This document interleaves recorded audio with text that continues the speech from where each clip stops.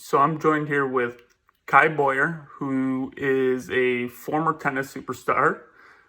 She is currently a master trainer in physical fitness, a small business entrepreneur, and one of my old colleagues. So, Kai, tell me a little bit about how these past 9 months have been for you. Just a contrast of, before the pandemic to where you are currently. These are really night and day difference. We used to do, I guess, more like large classes, more boot camp events, more social events. Right now, we're majority doing a lot of outdoor sessions, a lot of in-home training. Our sessions at the gym, everyone's wearing masks. We have a maximum of 10 people in the gym at a time. It's a much different environment, much different experience right now. Yeah, exactly. And the real reason why I wanted to connect with you was based off of our discussions on your expansion into the health and wellness industry and not just exclusively offering personal training. So if you can, just elaborate a little bit about that and what your goals are. Starting to get away from just the personal like fitness coaching and more into like life coaching and all around coaching in a sense, and really working with people more on habit creation, working with them on getting back on track of having a schedule. I mean, even simple stuff, having clients make their bed every day, get in the habit of cooking every Sunday, doing all your meal prep. I think really from the last 6 to 8 months, whatever it's been in COVID, people have completely gotten out of routines. They're not going to work, their kids aren't going to school. People are kind of just like participating in like an everyday Saturday type thing. So what I'm trying to really do is put structure back in people's lives in a healthy way, and really creating that time and that space for them to take care of themselves, take care of their family, take care of their physical health, their mental health, their emotional health, versus where we were at before, where it was just go, go, go. A lot of people didn't take the time to really take care of themselves, physically or mentally. I think a lot of people really burnt out. So I'm trying to help people create a healthier structure as we go back to work and go back to regular life. All right. So give me a little insight on how much different it is being a life coach and a health and wellness coach versus being a personal trainer.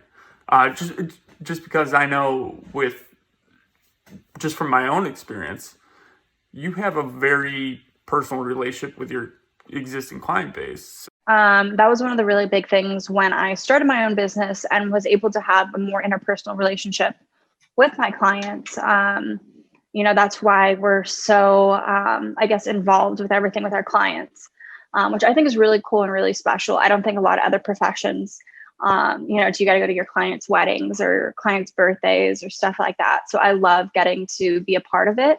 And I think actually one of the cool parts of COVID is that now I'm usually working with the whole family. Today I worked with a husband, a wife, their daughter, and their parents. So we get to work with a lot more of the family, which I think is really cool.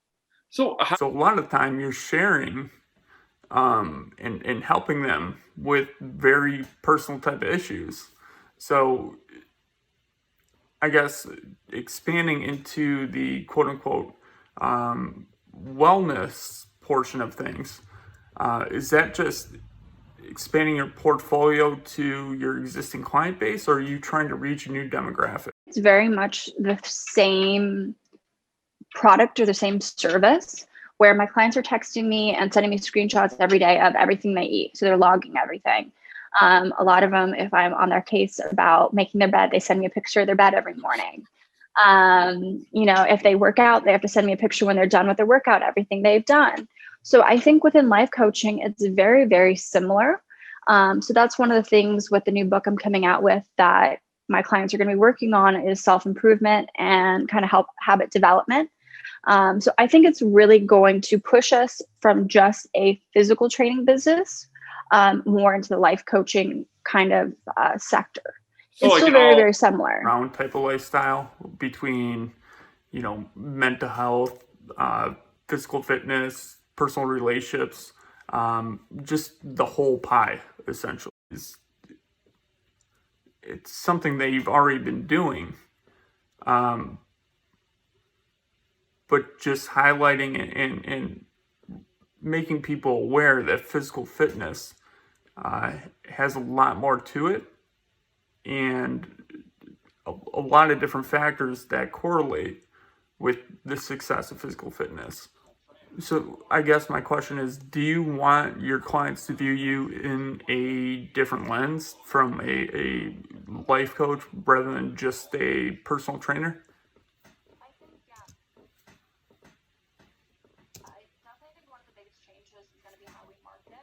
And physical fitness, but also, Yeah, I definitely think one of the biggest changes is going to be how we market it.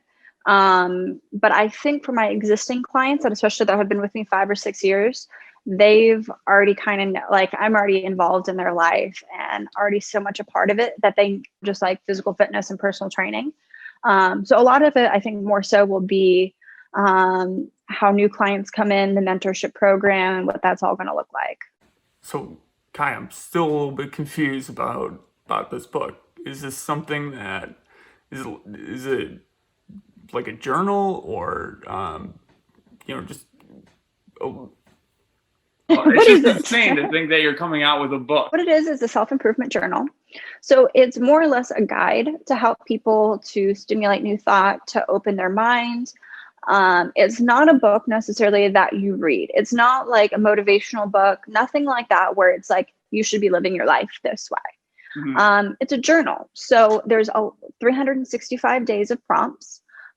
Each one is meant to kind of make you think and make you consider, parts of your life where you want to be, what areas, it talks about physical fitness, it talks about nutrition, it talks about mental health, it talks about self-care, habit creation. One of the really big things that I've heard time and time again from people, especially after COVID, has been that everyone's so addicted to their phones, because what else have we been doing for the last 6 or 8 months?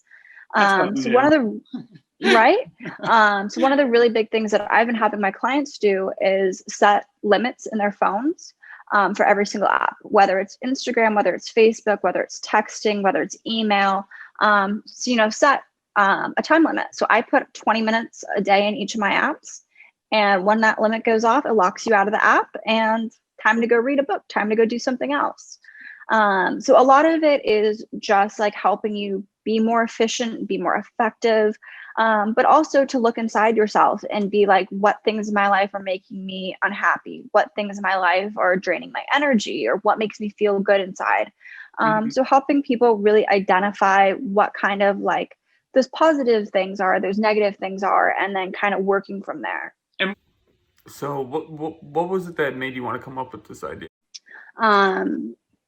Is really like spending that time on self-reflection. I did a similar journal that had to do more with like self-healing.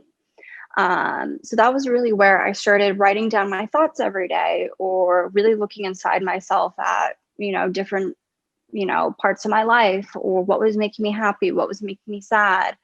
So all that type of stuff.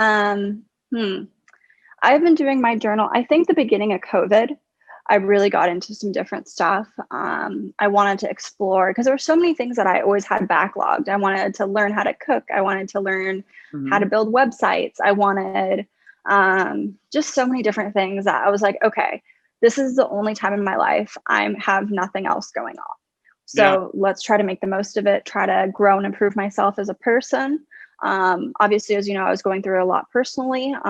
So it was a really good time to kind of like focus on all that and think about who I want to transform into and who I want to grow into, I guess, in this next phase of life.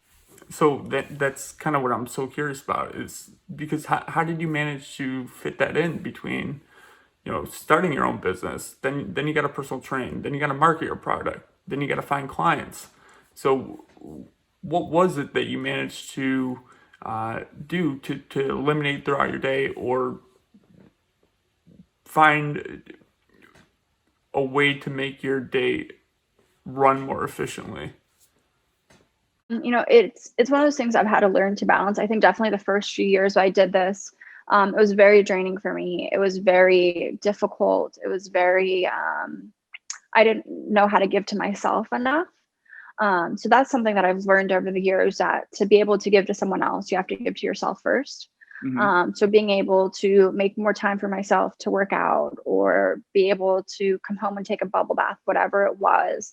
Um, if I did that for myself, I was that much better of a trainer, that much better of a person for my clients. And that to me was really. So Kai, thank you so much for your time.